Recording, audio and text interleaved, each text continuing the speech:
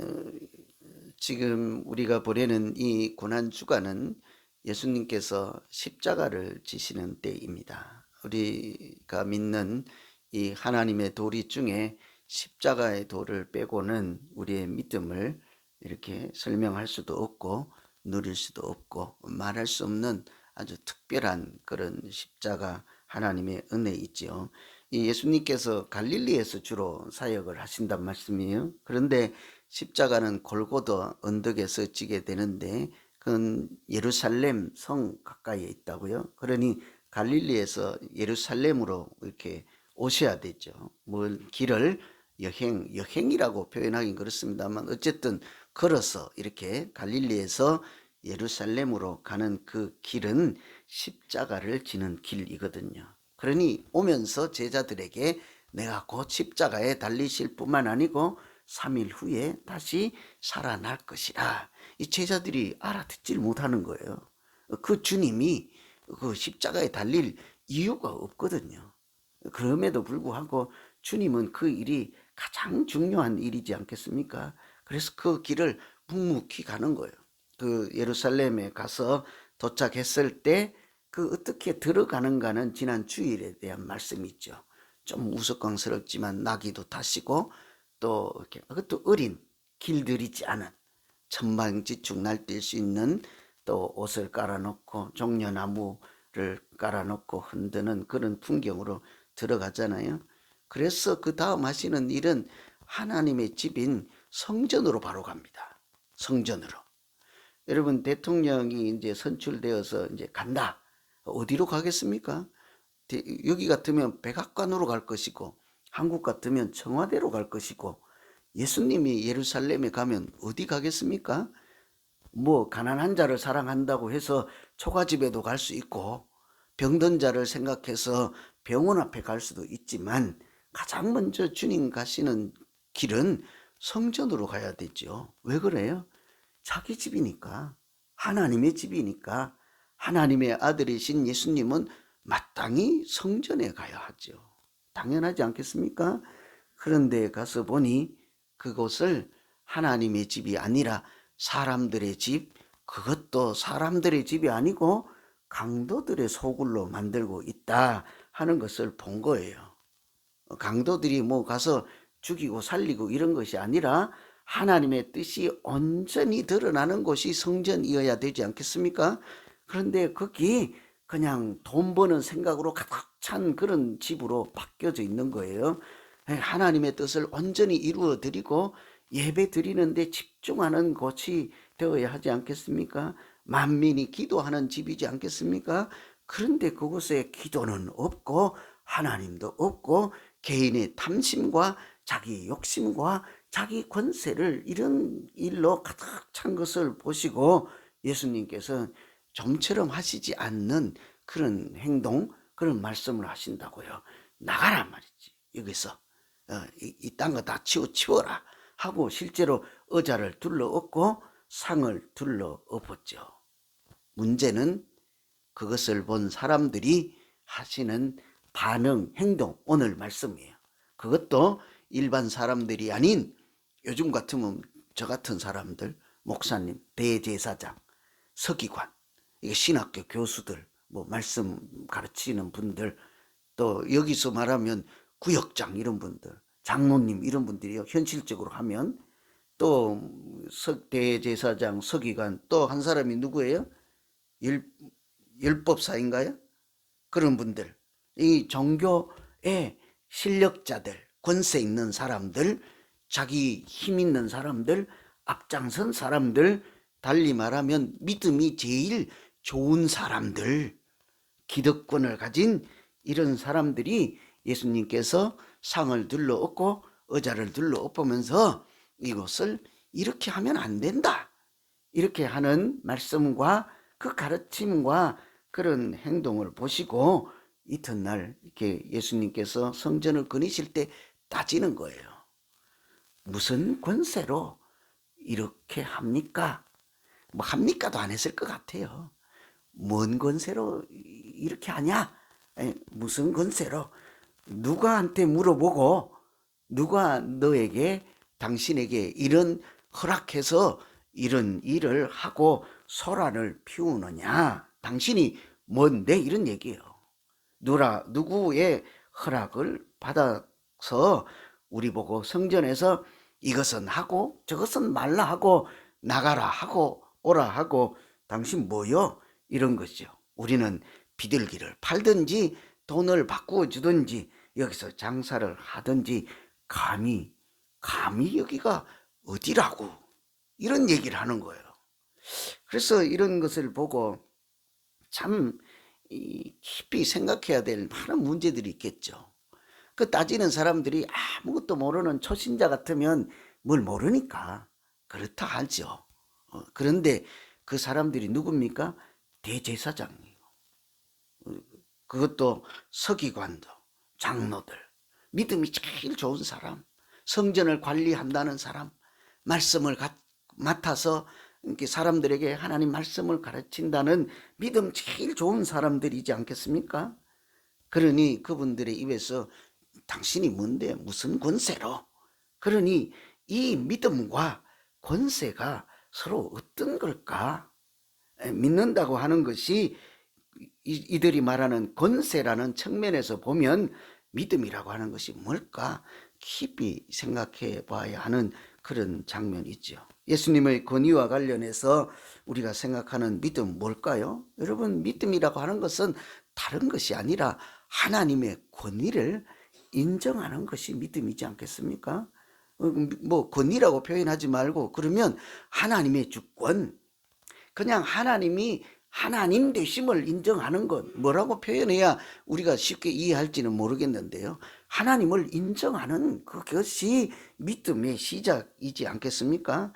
그런데 이들은 28절에 무슨 권위로 이런 일을 하느냐? 누가 이런 일을 할 수 있는 권위를 주었느냐? 누가 예수님께 이런 권위를 주셨습니까? 사실은 모든 권위가 예수님에게서 나올 뿐이죠. 뿐만 아니라 하나님이 주신 권위이지 않겠습니까? 권위라고 하는 것이 이들도 다 알아요. 그러니 누가 이런 권위를 주었느냐, 누구 허락을 받았느냐 물으니까 예수님이 답 안 해요. 내가 그냥 아는 줄로 아느냐? 하나님 아버지께서 나에게 이런 권위를 준 줄로 네가 정말 몰라서 묻느냐? 이런 얘기 안 한다고요. 왜냐하면 그 묻는 사람도 다 알거든요. 하나님이 주신 권위인 것을 다 알지요. 단지 예수님이 하는 것이 못마땅한 거죠. 이게 믿음이라고 하는 것은 그 권위를, 하나님의 권위를 인정하느냐 마느냐 하는 것과 아주 밀접한 관련이 있어요. 하나님의 주권을 인정하는 것, 그것에서부터 믿음이 시작하는 것이죠. 하나님을 만왕의 왕으로 인정하시고 나의 아버지 되심을 인정하십니까? 그래서 기도할 때마다 하나님 아버지라고 부르잖아요. 인정도 하지도 않으면서 이름만 부르십니까? 그렇진 않다고요. 그분이 나의 아버지 되심으로 사랑하는 나의 아버지라고 불러보는 거예요. 그분이 세상을 창조하시고 내 기도에 응답하시고 내 인생을 인도하는 여호와는 나의 목자 되심을 인정하니 세상 사람의 표현으로 목자라는 거지요. 그분 주권, 인도하심을 인정하니까 그렇게 우리가 부르는 것이지 않겠습니까? 아무나 할 수 있는 것이 아닙니다. 하나님을 아버지라고 누가 과연 그렇게 부를 수 있겠습니까? 하나님께서 우리에게 믿음을 준 사람, 그 사실을 깨닫게 한 사람, 그 사실을 믿게 한 사람, 그 사실을 인정하는 사람만 할 수 있는 것이 하나님을 나의 아버지라고 부를 수 있는 것이지 않겠습니까? 하나님이 주신 은혜, 믿음은 하나님이 주신 은혜 그 자체예요. 하나님이 주신 선물 그 자체인 것이죠. 그래서 믿음은 하나님의 권위를, 권세를 인정하는 것에서부터 시작한다, 이렇게 생각할 수가 있죠. 여러분, 우리 잘 이해가 안 되시면 가정에 아버지, 어머니 다 계시잖아요. 가정의 아버지와 나 사이는 어떻습니까? 호적에 등록되어 있으면 우리 아버지고 호적에서 빠지면 우리 아버지 아니다. 법률적으로는 맞겠죠. 그러나 우리가 아버지를 아버지라고 부르는 것은 호적부에 이름이 서로 기재되어서 누구 부 누구 자 길에서 부자 아버지 아들이라고 그것만으로 충분하겠습니까? 그 기록된 것만 가지고는 그렇지 않을 거예요. 그 기록된 그분 이름 석자 있는 우리 아버지를 나의 아버지라고 나를 낳아주신 분, 또 나를 사랑하시는 분, 내가 섬겨야 될 분, 내가 그 말씀을 인정하고 순종해야 될 분으로 인정할 뿐만 아니라 실제로 그렇게 인정하고 그런 올바른 관계 안에서 부자 관계 안에서 살아갈 때 그분은 나의 아버지요, 그분 또 나는 그분의 아들 되지 않겠습니까? 그냥 이름만 기록되었다고 저분은 아버지, 나는 아들. 그런데 아무 관계도 없어. 그냥 호적부 면사무소에 가면 종이 하나에 이름만 기록되어 있고 사는 것도 따로 살고 듣는 것도 따로 살고 먹는 것도 따로 살고 평생 만난 적도 없고 사랑한다고 표현한 적도 없고 미안하다고 말해본 적도 없다면 아버지와 아들이라고 하겠냐고요. 서로 그 관계를 인정하는 관계, 사랑하는 관계, 온전한 관계라고 할 수 없지 않겠습니까? 마찬가지인 거예요. 우리가 하나님을 아버지라고 하는 것, 그 권세를 인정한다 하는 것은 나가 그 하나님을 아버지로 받아들이고 인정하고 그 아버지와 더불어 살고 그 말씀을 경청하고 그 말씀에 순종하고 그 아버지를 사랑함으로 나의 믿음을 드리고 내 마음도 드리고 뜻과 정성을 다해서 아버지께서 주신 말씀을 이루고자 그렇게 아들로서 살아갈 때 그것을 우리가 믿음이라고 하지 않겠어요? 그리고 믿음이 단순한 그냥 말 한마디, 그냥 고백 한마디로 끝나지 않는 것이죠.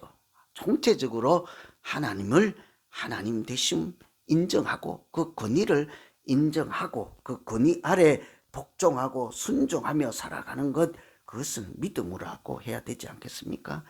그러니 하나님 앞에 가서 당신이 뭔데요? 내 인생을 이렇게 하십니까?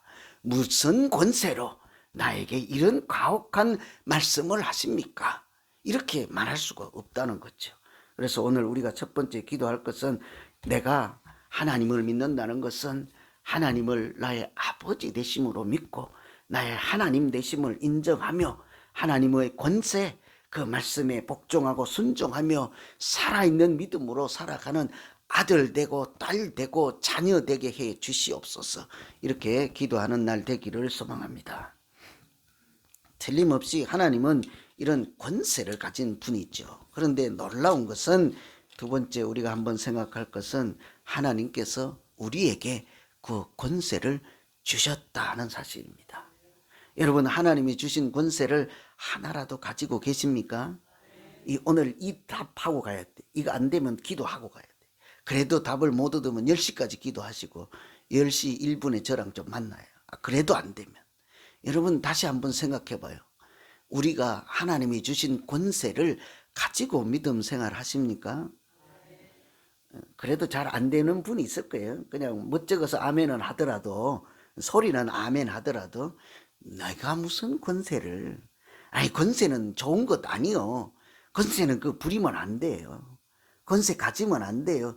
겸손하게 살아야지, 이쁘게 살아야지, 얌전하게 살아야지.